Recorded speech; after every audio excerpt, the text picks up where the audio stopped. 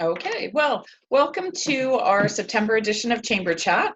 And I'm your host, Nancy Peltonen, President and CEO of the Greater Palm Bay Chamber of Commerce. And I have a new guest with me today. Keith G is not on our Chamber Chat today, but Susan Mazza has graciously offered to participate. And for those of you that remember, she was our speaker at our January luncheon.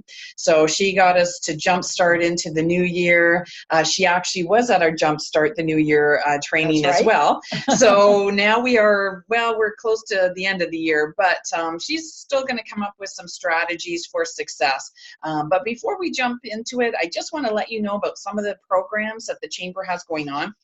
Tomorrow night is our marketing and advertising auction. We have been doing this for quite a few years, and it is free to attend. Just make sure you register in advance so you're not having a lot of time. But you get advertising for pennies on the dollar. This year we have a whole new range of new products. We found that a lot of people were buying media, so they were buying, let's say, Spotlight Magazine or Space Coast Living or Senior Scene or the Boomer Guide or Viera Voice. And they didn't really have a plan. So what we thought a good idea is to sit with some of our marketing experts to come up with plans of how to use the media that you might be purchasing.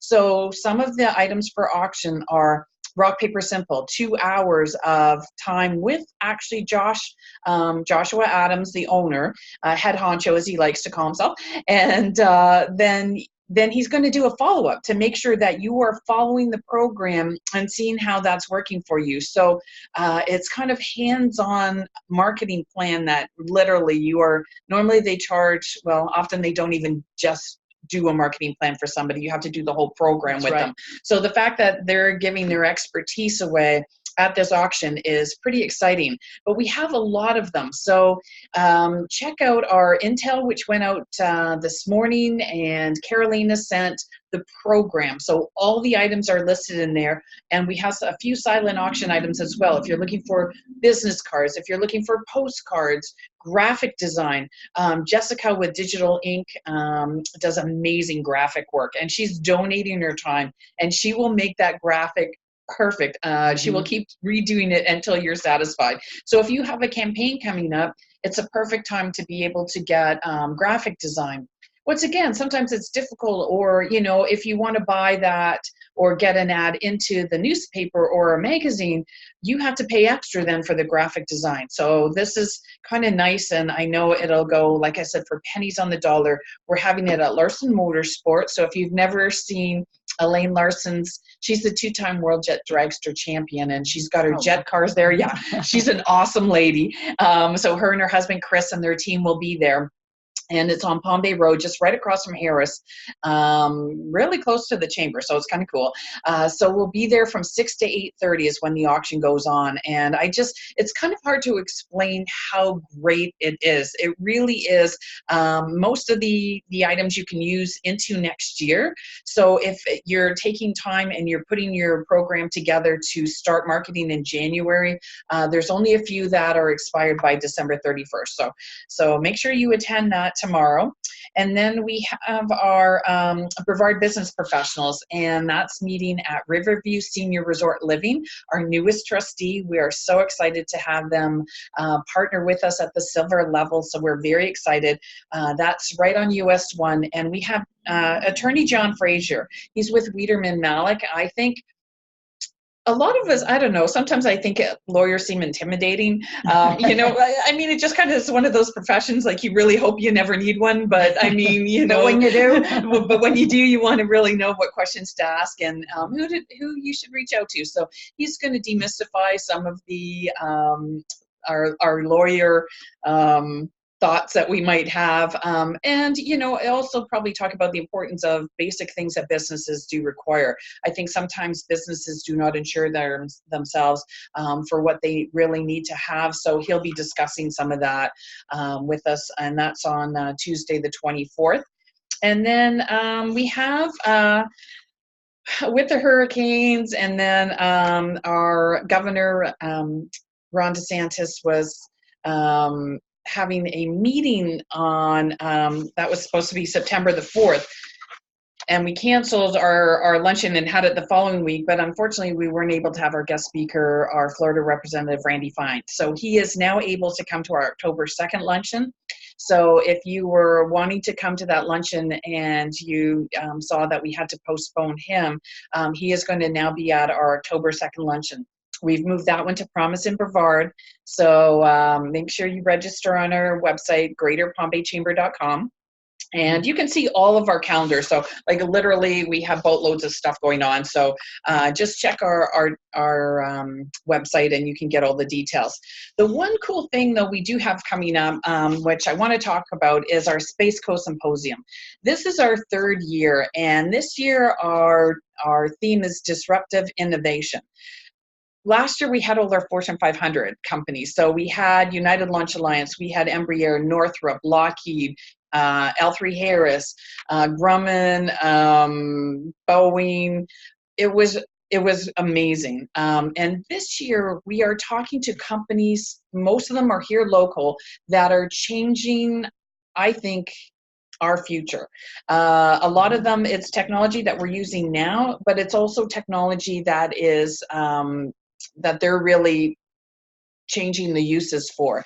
The one that I think is really cool, because I want it in my house, they have the windows that they're putting on planes now, you know, where instead of putting the shutter down, they will, they just go lighter and darker, almost like transition lenses. So they have that on planes now, and they're looking at commercial uses, especially if you're on the river. You know, it would be awesome to have that where you can still look out, but it'll lighten and darken. I think that one's cool.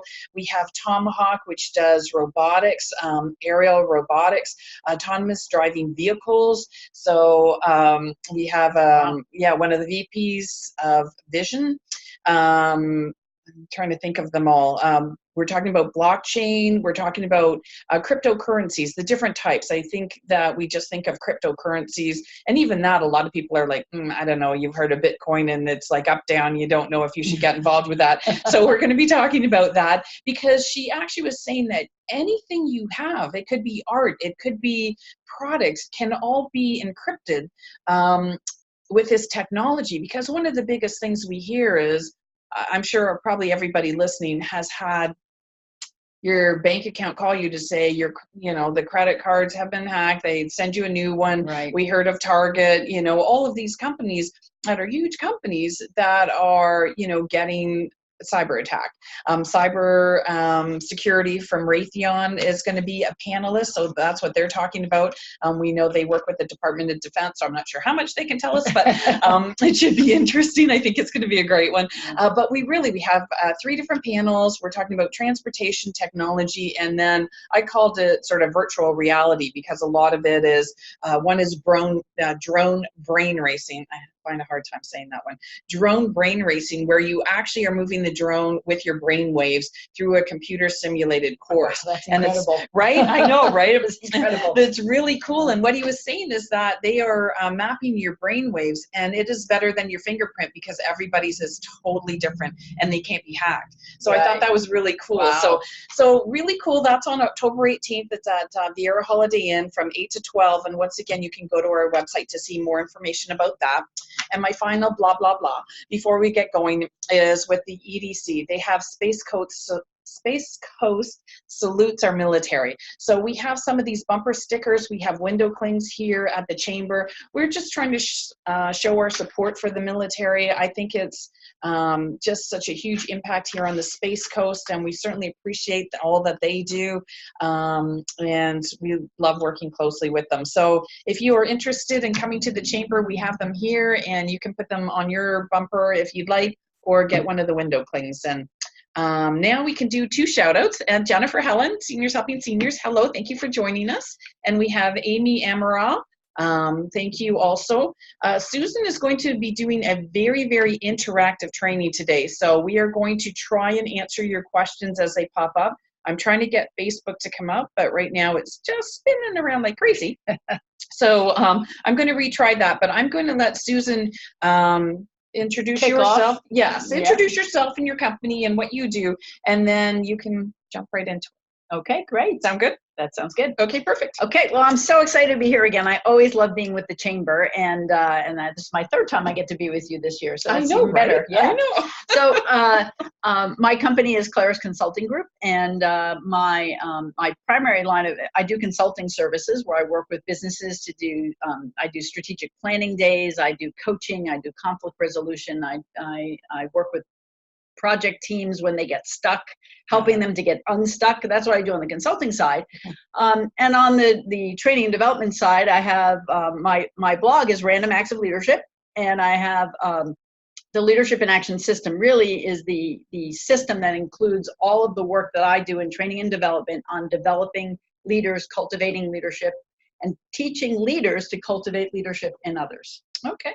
And so there are three components to the system. One is accountability in action, one is leading in action, one is strategy in action. And the theme there is in action is a big part of what I do, and what I think is different about the way I teach leadership is I don't talk about so much what is leadership in terms of the lofty ideal. But what I show people is how to be a leader in every moment. And it doesn't matter what level you are, it doesn't matter whether you have a title or you don't have a title, we all have an opportunity to be leaders in our everyday work, in our everyday life. And that's what I focus on. And so today we're here to talk specifically about strategy, the strategy component of leadership, because it's so important to being effective as a leader to learn to be strategic. But once again, we've made leadership, just as we've made leadership kind of this lofty, nebulous ideal. If you ever Google on leadership, by the way, there's so many millions of results, it doesn't even give you a number of results anymore. So it's, it's a big topic. And strategy is the same way. A lot of people, there's a lot of mystery around the idea of strategy. When I say strategy, a lot of people, I don't know about you, a lot of people think of the words vision and mission. Is that one of the things you think about? Yeah. And one of the things I've seen about that is that vision and mission are the two of those words that people tend to use interchangeably. They have slightly different meanings, and we're not all talking about the same thing. But even kind of having an idea what a vision and mission is doesn't show you how to use strategy in your everyday work. I think that's the problem is a lot of times we go to these sessions, we get the information and we put it on the shelf. And shelf help. I like to call that shelf help. Yes. Shelf help. And so I think, and strategy is difficult sometimes to do because we come up with our vision or a mission or where we want to go, but not how we get there. Right. And not, what we need to do. And I love when you kept saying everything was in action. Right. It's taking those steps because we can go to a million trainings, but if you don't implement any of it, then it's just, just more information that's gone in and gone out and you're not utilizing it. That's right. So if I walk out of a training and I understand, like I have a concept and I understand, I can even give a definition of what is leadership or what is strategy, but I can't do leadership or I can't do strategy, then what good is it? Right. Absolutely. Exactly. Yeah. No, that's great. So I want to pick up on something that you said before. When you were talking about the marketing, what's it called? The symposium? The Space Coast Symposium? No, the advertising and marketing auction? Thank you. Yeah, sorry, couldn't get those words out. I know it's a long one. Well, we always called it media auction for like 15 years and now we're changed it. So in my mind, it's always like the media auction. No, people don't get that because they thought social media and we were really, you can see it so much more. That's so right. Yeah, absolutely. So much more. And so, maybe a good place to start here because, I'm not, we don't have to take a linear approach, but sure. But the you mentioned something about you can go and you can get this spot on a TV segment, or you can get a spot on a radio, or you can get a billboard or a one-page ad, right? Right. And one of the first things people try to start to think about is like, okay, what should it say? Right. I'm going to suggest to you that is not being strategic. That's not the first question you should be answering if you're being strategic. Any ideas on what the question you should be asking first should be? Who's our audience and what message do we want them to get? Yeah, well, who's our audience is a good one, right? Mm-hmm. But now, and so I'm going to use this as the entree point to sharing with you how I define strategy and how you can use that to guide creating a marketing strategy. Cool. Creating a strategy for a meeting. Okay. Creating a strategy for a promotion you want to do. Right? Okay. So lots of different things for that next meeting you want to have, for a conversation you want to have. So you can use strategy and the concept of strategic thinking. When you make it really simple, you can use it in everything you do. Great. To get clear, to get focused, and to work smarter. And that's what this is ultimately about. Cool. Okay. So I'm going to start with a definition. Okay. Okay? Yes. So here's my definition of strategy. What is a strategy? A pathway designed to achieve specific goals on the way to realizing your aspirations. Let me say that again. Sure. All right. So a pathway designed to achieve specific goals on the way to realizing your aspirations.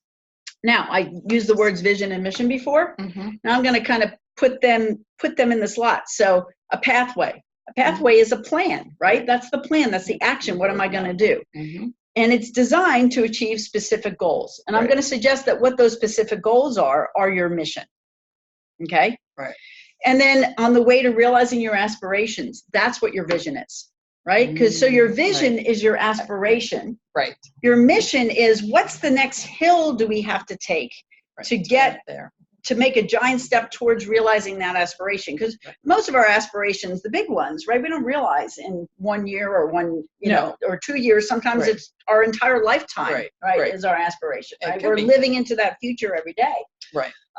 And so, an example I can give is, so an aspiration is, Kennedy declared man on the moon by the end of the decade. Right. Yeah. Right. That's a very big, bold aspiration. Yeah, it was. Right. But we didn't know how to feed people. We didn't know how to get the astronauts there and back alive. Those were some important things. So there were missions all over the place, what I would call missions, where somebody's mission was to figure out how to feed them. Right. How to feed the astronauts. Right. And, and there were many different ones, like figure out how we're going to get the capsule to re-enter. That could be a mission, how to right? get a rocket off the ground. How do you get a rocket? They hadn't even done that at that point. Yet, right? So people had specific things that they were working on. It all had to come together to fulfill on that aspiration. Right. Right. Yes. Yes. Now, so a pathway or a plan designed to achieve specific goals, and that's what your mission is. It's like the stake in the ground you put, and you said, "This is what I'm going to achieve by when." Right? These are the results, the outcomes, not what I'm going to do, but how I know I've been successful. Okay. Okay. Yeah. And then your vision is on the way to your aspiration. It's really kind of a carving out your aspiration. And so I'm going to suggest to you that strategy answers 3 fundamental questions: why, what, and how. Why, what, and how. Yeah. It's really that simple. That's pretty simple. That's pretty simple. Right. Yeah. And, and why speaks to what difference am I going to make and for whom, right? And how do I know we have a... Yeah, that's us talking. I was trying to get the comment. We had one comment and it was us. So we like to respond when people are commenting. So I was trying to see it and I turned the volume off and it's still coming on. So, okay, we won't be commenting, just so you guys know. Okay, we tried. Yeah, okay. So, sorry about that. Back to our basic why, what, and how. Why, what, and how. Okay. And so... why? It's like, what's your aspirational intention? What is it you want to accomplish, right? So coming back to the example of doing a marketing campaign. So you end up buying a spot in the radio program, right? So I'm going to suggest the first question you have to answer for yourself is why? Like, what difference is this going to make for my business? Why am I doing this? Right. It's not because it's probably a good idea to do, but how do I make strategic use of the time that's invested? Right. Right. So define that why. And so you define that why for that specific radio slot. So maybe it's to promote my next program. Right. Right. Maybe it's to get 100 new followers on my blog. Or get people to buy, to sign up for my free report, which could be a pathway, right? But like, what's the but so so specific, not like specific, a shotgun. Oh, I'm just buying a radio ad because I want people to hear me. That's right. That's not what you're looking at when you're trying to be strategic. Exactly. Okay. Exactly. And so the why part of that is what am I aspiring to that this is in service of? Okay. Right? Yes. Like, how is this leading me along my path? Exactly. Okay. Exactly. So let's take the chamber. If you were to go on a radio spot, right? What could be the aspiration intention that you could have for going on the radio? Well, if it was for, let's say, the advertising and marketing auction, I would probably have gone on the radio in order to get more attendees at the event. Right. So to pump up the attendance at your event. So that's your aspiration. So you want to pump up the attendance. Okay. Yes. Now, so that's the first question. So why, right? The next question is what? And that is what outcomes would tell us we've been successful? when I reach my budget that I've decided I need to have for that event.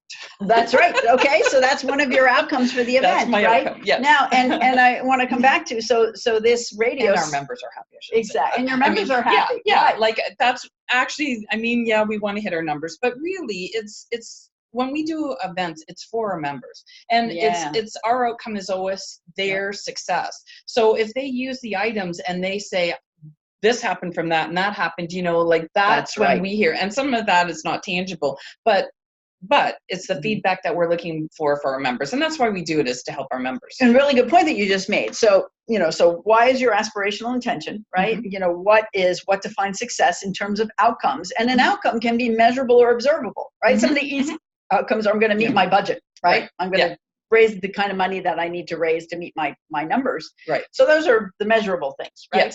Yes. But the observable things are the stories people tell you about what they did with the things they bought at the auction. Right. It's the impact that you had. And so you can, you could say, how I'm going to define this, I want 10 great stories. Now, the interesting thing is, if you don't set out there and say, out of this event, I want 10 great stories, because that helps us promote the chamber. It helps a lot of things, right? So just take this example of a specific outcome. I want 10 great stories. If you didn't declare that as an outcome that you wanted, you would be waiting for the stories to come in. Right? Or hoping. Or hoping. Right. Or, well, I hope people liked it. Right. You know what I mean? Like we wouldn't have, a measurable. Hope is not a strategy. It has been. Not a good one, but. Hope is not fingers crossed. That's another one we do. Fingers crossed. We're hoping it's going to be all right. Yeah, that's right. But no, you're right. I think having, really taking the time to think about it, because I think that's when you said a lot of people are working in their business instead of on it, and it's taking that time to put all these plans in place, and sitting down and actually doing it is so much harder than it sounds. Like you're saying, just take. Yeah, it's like, okay, let me chisel that hour out, and then all of a sudden every distraction in the world happens, or procrastination, then you don't get to it. That's the dangerous part, is, not following this. And then we do have a hope and a prayer. And, and here's what I think feeds into that challenge, because the challenge is making time for it. The challenge is also that people, it's like scratching an itch. You come into a meeting and it's like, we're going to go to work on this. And people want to talk about, what are we going to do? Right. And if you say, whoa, and you want to talk about why and how we're going to define success, people can get annoyed, because they're like, I came in with all these ideas. I just want to talk about what we're going to do. Right. Yeah. And I'm going to suggest, as a leader, you've got to resist that urge. Right. Yes. Now, a couple of ways that you can do that is, if you're going to launch a new project, like it could be like an event you're doing, you do some pre-thinking about what the intention, the outcomes are. And you say, listen, before we get started on what we're going to do and how we're going to do it, let's all get on the same page about how we're going to know we're successful. Yeah. And this is the draft of what I've come up with so far. Right. Our intention is to empower our members to take their marketing to the next level. Right. So just making that up in the moment. So that's what we really want to do through this event. Right. And some of the ways we'll know that I can think of, we know we'll be successful. We'll make our budget. We'll have 2 great success stories. What else? Right. Everything is used. I hear back from the donors. What a great relationship they have formed with the people that bought it. That would make me very, very happy. Yeah. I've had some people buy some of this stuff and not redeem it. Yeah. And so then the people that donated it, these, companies, they're donating it, expecting that they'll meet somebody new. They may get a new advertiser out of it, more than just that one item. So when it doesn't get redeemed, everybody loses. Yeah. Everybody loses. They really do. That's right. I'm thinking, you spent the money, then, the ad isn't getting out there. And then the person with the magazine, let's say, or, well, the billboards I know get used, but, the magazine, you're thinking, why Right. didn't they redeem it? So then it's not a positive experience for them, and that I want to avoid. Right. So that's great. So you see what happens is now I have you in this conversation, and this is what happens when you talk to people. So the thing you have to do is break the ice on the strategic conversation. And because and the way to break the ice is to come in prepared with, don't start with a blank page. Right. Because it takes too long and people don't know how to answer the questions. It's like, you do some of the work up front, come in and propose something. Right. Now, let me take, so you said the things donated are used, right? So Correct. the products are used. Yes. Now, if you set out to say that the product are uses is one of your conditions of success, one of the outcomes you say is like the minimum that has to happen for us to be satisfied, right? If you didn't declare that, it would either happen or it wouldn't. Correct. But once you say that's one of your outcomes, then you're going to actually start generating actions that are going to help you fulfill on that, right? Because maybe there's a follow-up system. I was just thinking of that. So when we know who the winners are, then we'll follow up and say, hey, have you used the billboard that you bought from the auction? Have you used and ask them for their story, right? Yes. So now you begin to see, so we didn't plan this, by the way. No. This is totally like we just jumped in here. But I wanted to show you a real live example of how you can use this conversation. Now, how long did that take? Like maybe 5 minutes? Right. Yeah. Right. Now, you tell me, but just that 5 minutes, was that worth the investment of getting clear? Yeah, absolutely. I have quite a few ideas. I'm thinking I wish I had a pen so I could write a few more of them down, but I can rewatch this. That's right. So I want to use that as an example. And so here's the thing. Strategy is all about getting clear first so that you can stay focused on the things that matter most. And when you do those two things, what you end up doing is you work smarter. Sure. You do the things that matter. You say yes to the things that matter. You say no to the things that don't. And you you develop a real ease with doing that. But it takes that discipline, that, everyday discipline of answering these questions. Now, I've been doing this for years. So I'm pretty good at coming up with the words and the answer to the question. When you're new at this, it's not quite as easy as it sounds. That would have taken us an hour meeting at least. I'm just saying. Right. And by the way, and that's why and we'll share this later, but I actually created a program because people have been saying to me, it's like, yeah, I hear you say it. It makes so much sense, but like, I need just a little extra help in doing it. Right. That's true. So I created a program called 30 Days to Working Smarter, where I walk people through how to answer the questions why, what, and how. Okay. Right? And then how you can use these questions in all different kinds of ways. Like we just used it for your event. Right. But you can use this when you're designing a meeting. Listen, we invest a ton of time in meetings, and I don't know about you, but I still hear from people around the world that say meetings are pretty big waste of time. Yep. Right? Yep. And if you just use this one simple protocol, why and what? So why are we having this meeting? What's your intention? What are the 2 to 3 outcomes you must get from this meeting to be successful and satisfied? Outcomes, not like what are we going to talk about? And then you ask yourself the question, what do I need to talk about in order to get to those outcomes? Usually we start with what are the 15 things or 10 things or however many things that we usually don't even get to in the meeting that we have to talk about, right? Right. We make the list of things. No, don't start there. Just as the discipline I'm saying is, why and what first. So here's a secret. Would you guys like a secret to how to work smarter? This is absolutely the key. This is the secret that you're giving to everybody. It is the secret. Okay. And it is so simple. Okay. Why before what? Why and what before how? See, I said it wrong. Sorry. Why and what before how. So clarify why and what before how in everything you do. If it's a project, an event, a meeting, you can even use this for a conversation. Yeah. Right. You're going into a big. I was working with someone recently who wanted to go have a conversation about with their boss because they weren't sure that what they were doing, their job was kind of created when the organization got created, and they were feeling like this job isn't really needed anymore. But they were really nervous about going to that conversation and going in and saying, hey, my job isn't needed anymore. Yeah. So we actually did some work to say, so what's your intention? Right? And so in the process, he created what he really did want. Oh, nice. So instead of just going in and like figuring it like, where could I go next? He went in very clear about this is where I'd like to go next. And in fact, that job was created for him, and he's working in another country now, and he's loving life. And can you imagine designing your own job? I mean, talk about, wow. So we have a few shout outs. We have Susan Marie Houts and John Ashley and Ilya Mikado. I don't know. I'm not sure where they're coming from, but we appreciate you being on. If you have any questions, though, of Susan, just type them into our stream there on Facebook. That's what I was trying to do, so I apologize when the noise was coming out. Oh, Christopher said we froze. Well, hopefully we're unfrozen now, and it's just your computer and not ours. So, okay, so Susan, you're saying you need to know the why and the what before you get into the how. Yep. Because I think that is one of the things, I even find that with board meetings. Sometimes they are trying to get into how we're doing everything before coming up with, why are we doing this? And, you know, what's our reason for it?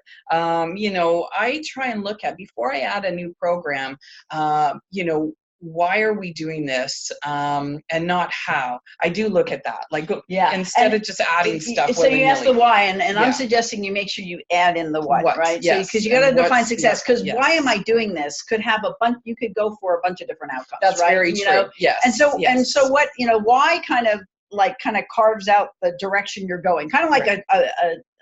A sailboat, right? Right. The sailboat has a point on the horizon that they're sailing towards, and then along the way the wind changes and they have to tack back and forth. So there isn't like a straight line to get there. Sure. Right. Sure.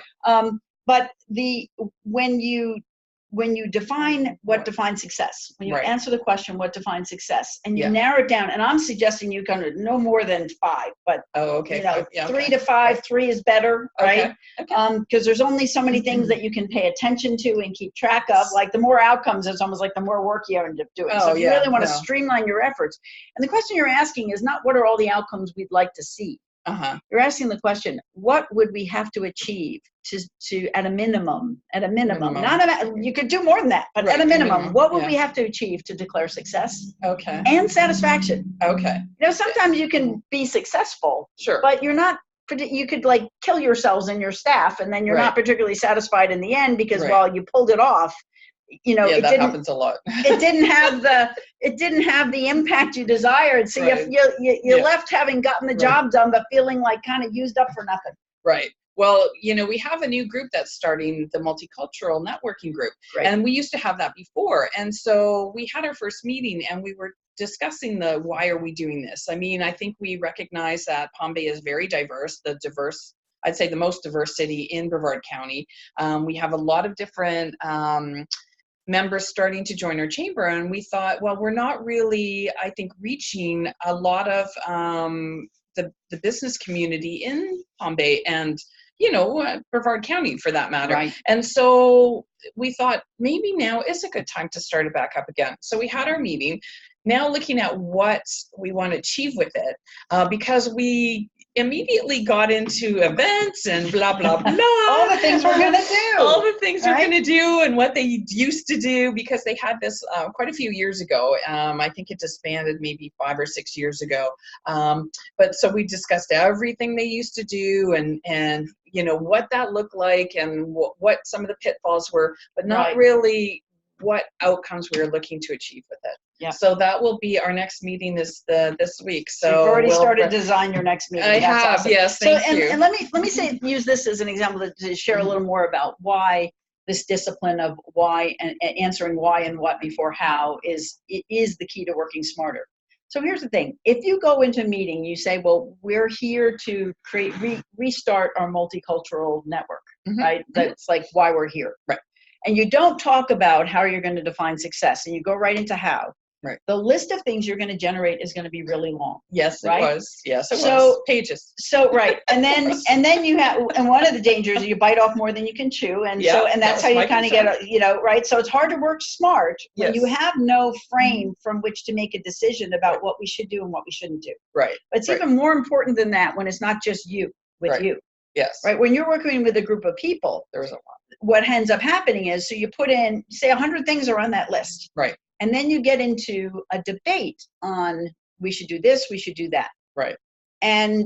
But there's no shared filter for determining what's a good idea. So it's based on the passion, the debate skill, advocacy. You know, somebody could have an amazing idea, but because they are not comfortable opening their mouths, it falls off the table. That's true. Right? And That's it doesn't even get considered because he who speaks the loudest and the most wins. Yep. Right? Yep. And then the other thing is then people get their feelings hurt, right? So when you as the executive director have to make the call, like, am I going to do this or I'm going to do this? And this is so important to your leadership. When you don't have that shared frame from which you're making a decision, then people take it personally. But so, and I'll use the example is I have 3 meeting ground rules that I use, right? And one of meeting for having meetings. I'm sorry. Yes, meeting ground rules. Got it. And so one is, and it kind of works like this. So one of the meeting ground rules is stay in one conversation. So I have, listen for the gold, stay in one conversation, speak to forward the conversation we're in. Right? Those are my 3 ground rules. And so I when I'm facilitating board retreats and all other kinds of meetings I facilitate, I put those 3 things on the wall. And so when there's 50 people in the room and when somebody is talking to the person next to them and distracting it, I don't have to say, can you please stop talking? I just say, listen, remember we agreed to staying in one conversation. Everyone quiets down. Right. Now, does anybody feel like I picked on them? They shouldn't. They shouldn't, right? They don't. And the same thing happens. You're going to make a decision on what we're going to do and not do for this cultural event. You come up with 3 specific outcomes for that event that or for that program that you want to see over and bound it in time, like over the next 6 months or 1 year, right? And you get everybody's ideas and then you evaluate together each idea against those 3 criteria.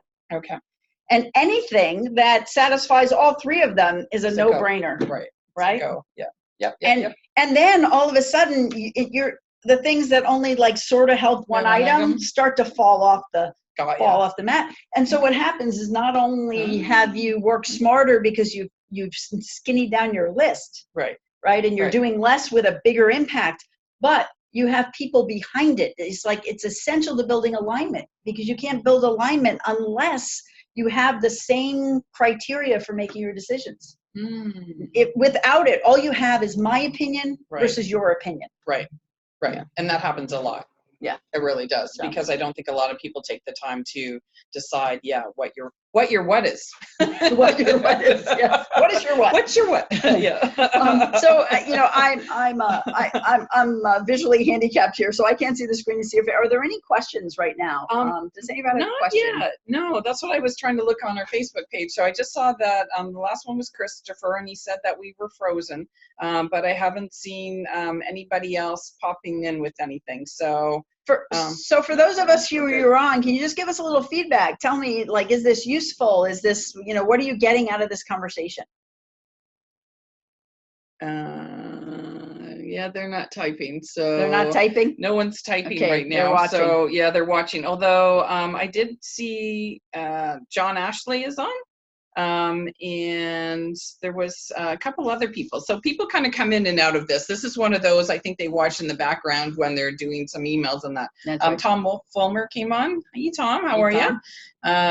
So this is my first one of these. Like I haven't done a Facebook Live before, so I'm learning with you here. Well, yeah, and often we have people typing in questions or responses. So I'll just keep watching that. But right now, hi, all just tuned in. So that's Tom. Well, thank you for joining us, Tom. We appreciate you being here. If you have any questions, we're on with Susan Mazza, and we are talking about strategy and what strategy works.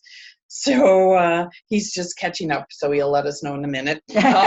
Tom's great. He's actually a sales expert. He's done some phenomenal sales trainings and that. But okay, so let's say then we have defined our why.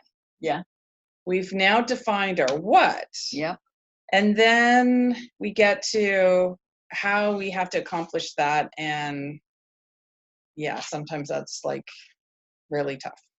And what makes that tough? I think because often there's a lot of different opinions. That's often hard. Yeah. We like to procrastinate. And it's it really will show whether our why and our what are going to happen. And for some, let's say it doesn't, they don't like failure. You know, we all want to be successful with everything. So defining what we need to do, so that roadmap, like how we get there, it's not that it's always hard to do, it's hard to follow it. Let's put it that way. Or more challenging, I think, for some to follow that. Yeah. Like so, project managers, I wish I could have one on staff to go, okay, like 6 months out, you need to do A, B, C, D, E. That's what we are trying to do that. And it's not working great. So I'm listening at this part. Yeah. Well, you know, so, you know, it is, especially when you're working on long-term projects, it really is incredibly helpful to have somebody with strong project management skills, right? Yes, because absolutely. Because the how is its own discipline. Yes. Right. There's no doubt it's his own discipline. Yeah. But what I can speak to in the context of strategy is what you as a leader can provide that will help that along. Would that be helpful? Yes. Okay. So I didn't expect to talk about this today. So this is okay. Kind of exciting. So it's a little bit more of an advanced topic. Oh, is right? it? Oh, did I? If I let No, it's all good. right? You're not like we're going to go where the conversation takes us. But I think it's great that we got here. Right. Okay. So one of the things as a leader you've got to guard against is voting behavior, right? Okay. And let me tell you what I mean by that. Okay. There are 10 people in a room. Mm-hmm. We come up with our why and our what, and then we have a list of 15 things we're going to do, right? Mm-hmm. And 6 people in the room agree with all of it, and 4 don't. Okay. What happens? Usually you go with the majority. You go with the majority, but what is the cost of going with them, of having, I'll be real specific. What's the cost of having 4 people not agreeing? They tend not to come back, or they're not engaged with the process or any of it. They not engaged, they don't come back. They may be annoyed. They may be, somebody comes to them and says, the greatest sign of ownership or lack thereof is, why did you make that decision? Well, I didn't agree with it. Yeah. Right? You get that kind of behavior. And in worst case, you get people like, instead of rowing with you or just keeping their oars out of the water, which doesn't help or hurt. Right. You get some people who are rowing backwards because they're mad. Right, that's true. Yes, exactly. Yeah, that can hurt. And so from a leadership standpoint, this is another reason why I'll suggest that being strategic is essential to your leadership. Because if you want people to own the outcomes with you, you've got to do the work to get them aligned behind them, right? Okay, say that again. If you want people to own the outcomes, the results, what you're promising with you, you've got to do the work to get them to stand behind what you're working on. Okay. Yeah. And so I'm going to suggest a very simple but really, really, really powerful shift. Okay. And that's, do not ask people, do you agree? And never ask people to vote. Okay. I want you to ask a different question. Okay. And that question is, can you get behind this? Oh, okay. And the right answer is not yes. See, here's the thing. If I ask the question, can you get behind this? And there's 10 people involved who have to get behind this. And 4 of them say no, and 6 say yes. Okay, the 6 that say yes, great. Okay, right. I want to hear from the 4 of you who say no, because you see something I don't see. Right. So no, is an honorable answer. It's and sometimes the no is, I don't like this word. It's really funny what has people not be a yes to that question, right? Yes. And sometimes it's because, I can get behind all of it, but I don't think we should do this. I think we should do this. And they make their case and you talk about it. It's funny. Okay, so looking at this behind us, no, really, this was at our strategic. And so our mission was to serve, advocate, and promote as a trusted voice for our business community instead of of. And for was a word we went back and forth, and we had that conversation, and we said we are actually working for the business community. Right. And it changed the thought of it. That's right. So, but we had that, I mean, literally that was at our board going back and forth, and it was like, okay, so really what do good we work, by the way. That's very strong. Thank you. So, yeah. So, but that, you know, was a technique that was used, and we didn't even realize that that was going on. That was going on. So now, really now cool. I want to suggest that as a leader, you need to start using that deliberately. Don't ask people, do they agree or disagree? Don't get in a room of people and ask people to vote and think your job is done when you have majority, because the problem with the majority is what the not majority does with that. Right. Yep. Absolutely. And then here's another great thing is that gives you as a leader and a manager the opportunity to hold people accountable. Right. Because they were all on board then when you finally got their dissension or what was bothering them. That's great. And one of the ways when I really want to get people to really commit, right? So I'll ask them like to really, like, are you really serious about this? It's kind of like saying I do when you're at the altar, right? Are you really, really sure? Are you really sure, right? And can you relate to this as a promise you make? Oh. Is this your promise? Not like I'm behind this and like I kind of sort of agree with it or whatever, but it's still up to you. Or are you willing to promise this? Wow. Yeah, people are much more willing to be committed when they are making that promise rather than in a room. They're like, okay, sure. That's that's seriously asking for a commitment then. That's asking for a commitment. And you don't need to do that in every instance, but there are times, and you'll know the times when it really matters that people are on board. You know, when you set the vision for your organization, and if you have a team of people that are working with you and they're not all behind, like they're not saying like, I promise, I relate to this, like I am the author and owner of this. And if they can't say that, right? Yeah. Then the question is not you're bad, right? The question is what's missing for you to be able to say that. Right. And I think that's great because, you know, if you have a lot of people that think the same way you do, they won't see the reasons why it might not work or some of the things that need to be considered. So having that person say no and finding out why. Tommy Macarello is on. Okay. Okay. So we have a few questions actually. Okay. So I'm going to take this one. Yeah, do that one. Okay. So I have a question from Tom Macarello. And he's asking, can you get the 10 to buy in if you make them part of the decision process? I would say making them part of the decision process is part of it, but it's not enough. You literally have to get them to choose. Right. And so the way you close the deal, right, is to ask them, can you get behind this? Can you get behind this? And require a response. Yeah. You know, and you set them up for, and you know, yes and no are not good or bad. So if you say yes, that's great. We know where you stand. If you say no, tell us what's missing or in the way for you to be able to get behind this, whatever this is. Okay. We have Tom Fulmer, and he said challenge on where to focus is a big issue, or what to do first. Yeah. So he said he thought it was a great point about voting. Better to get input on ways we can make something happen, etc., not what to do. Getting commitment is critical whether they agree or not. So that's what you're just saying. And we shout out to Shirley Cassie. She just gave us a hi lady. So I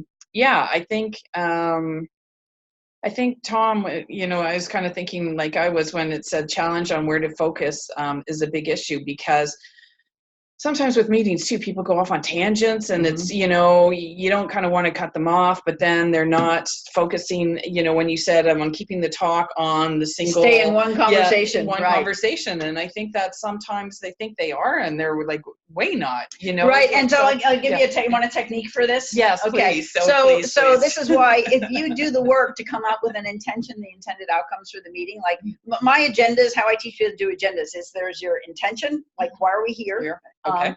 And there's there's their intention, then there's, you know, what are the outcomes we must accomplish, like minimum outcomes we must accomplish in this conversation, right? And then key conversations, and you know, so what are the conversations we need to have in order to produce that? Now, here's the thing with that kind of agenda is outcome driven, Yes. not agenda item driven. Sometimes you get into the conversation and you realize these three things really don't matter to these outcomes, but this is the conversation we didn't think about. Somebody asks a question and it's relevant. Oh, and it changes. So here, and it changes, right? And that's why I say I don't facilitate meetings. I facilitate progress.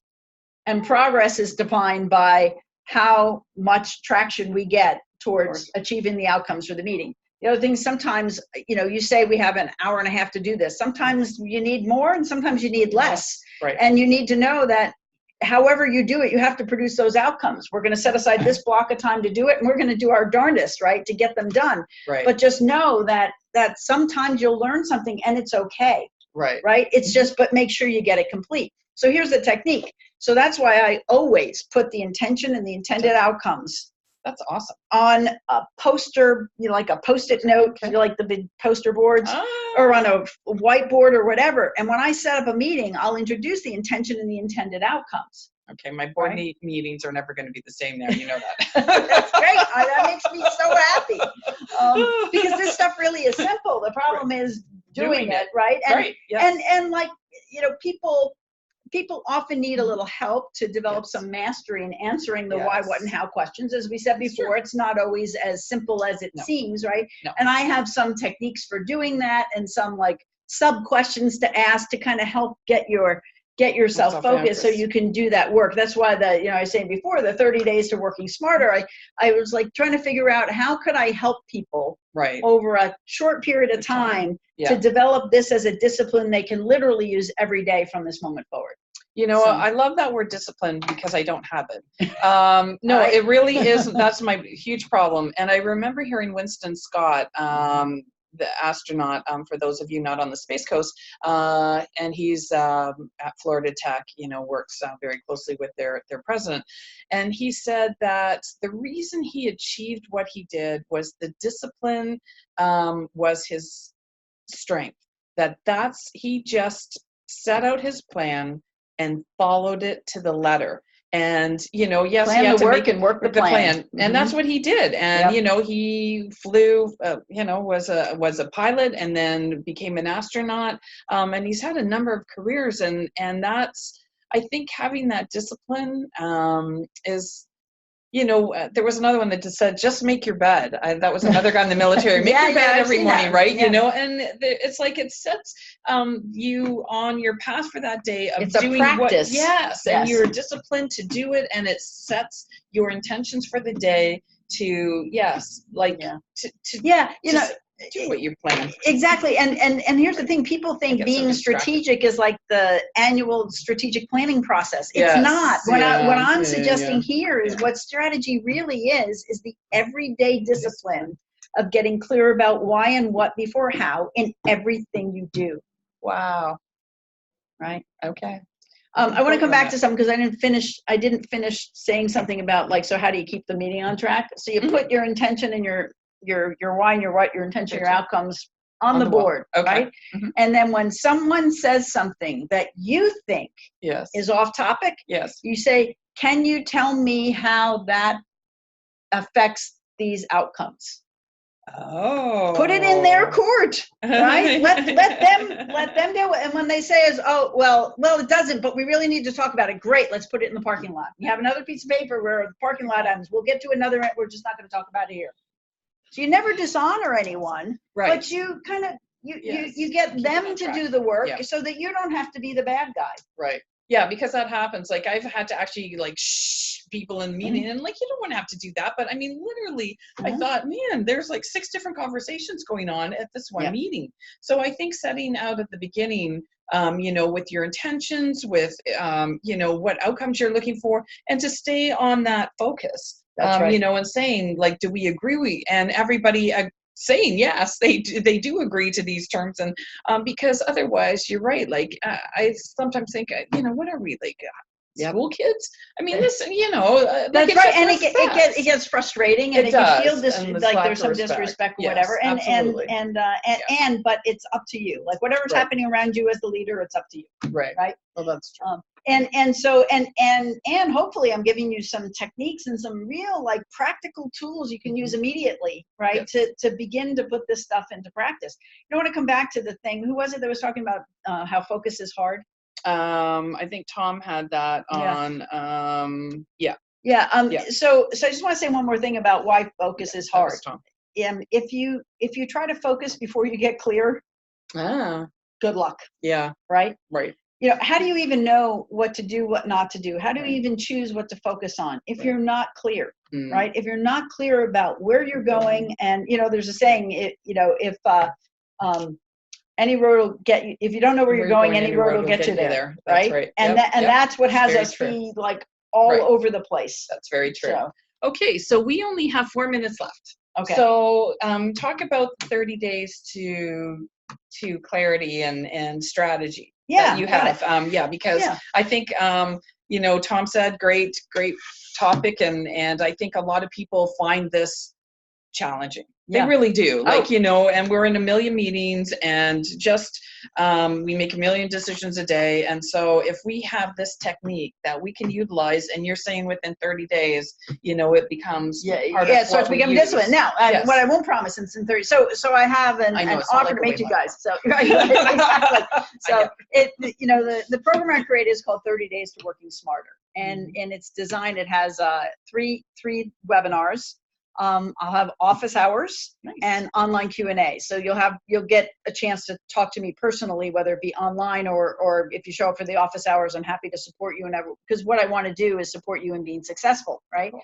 And the point is that you develop enough understanding of these 3 questions and how to answer them and where and how you can apply them, that you can begin to use this as a discipline. But like anything, mastery takes practice, right? You're not going to master this overnight. I've been doing this for 30 years. Wow. It wasn't called Strategy in Action. I created the program because I'd been doing this work with a client, and they said, can you teach our people to do this? They really need to know how. And it kind of caused me to say, okay, so how do I teach what I do in my brain, like what comes naturally, right? How do I turn that into distinctions and a process and a system that can actually help other people do that? So I've worked on that for about 3 years in refining that program, and it's called Strategy in Action.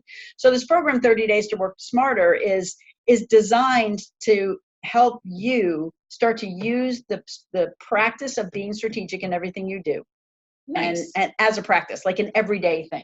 Got you. Right. So how do they find out about it? And how you find out about it is, so one thing I want to tell you is I'm speaking at a conference called Go for the Greens on Thursday. And I created a special offer for the conference. And so I don't usually do this, but I just put the landing page up. And I'm telling you, there's like a pop-up that keeps coming up. And it's not even fixed yet because it's not even officially supposed to be announced until Thursday morning when I speak. But I'm going to make us, because I love you guys, I'm going to make you an offer to extend the same offer I'm extending to the conference participants. So the offer, it'll be available through Saturday. Through Saturday. Through Saturday. It's $400 off the regular price of the program. So it's $397 for an intensive 30-day program.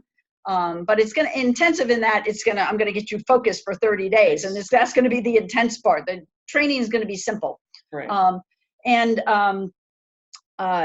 you'll get a strategy and action blueprint, like a tool, like it's a 1-page tool that you'll be able to use to help you design your meetings, design your projects. It has some the core questions and things. So a tool you can use to kind of repeat this process. Wow. And so you can find it at the domain is leadinginaction.com. Okay. Leadinginaction.com. Okay. And I'll honor anybody who wants to to sign up now, and it'll be available to you as well as to the conference attendees later in the week through the end of Saturday. Wow. Well, this was a fabulous topic. I can't thank you enough for being here, Susan. This was fun. Thank you. Yeah, Keith's going to be upset he missed this one because normally, he chimes in and the two of us just really enjoy doing these. But, every month now we're looking at bringing in our experts to be able to cover topics. Next month we have Deidre Beecham, and she's She's amazing. Isn't she awesome? Yeah. Bold Breakthroughs video, and she's going to be talking about how to utilize videos in your marketing plan, because I think we don't use them enough, and we even at the Chamber don't use them enough. So join us for Chamber Chat. It's always the third Tuesday of every month, 2 to 3. You can see it on Facebook now. We live stream it, and you can go to our YouTube channel because all our past ones get up there. So I want to thank you all for joining us. We certainly appreciate you being and spending this time with us. And we'll see you next month on the Greater Palm Bay Chamber of Commerce Chamber Chat. So Thanks. It was great to be here today. Yeah, thank you, Susan. We appreciate having you. It was great. Thank you.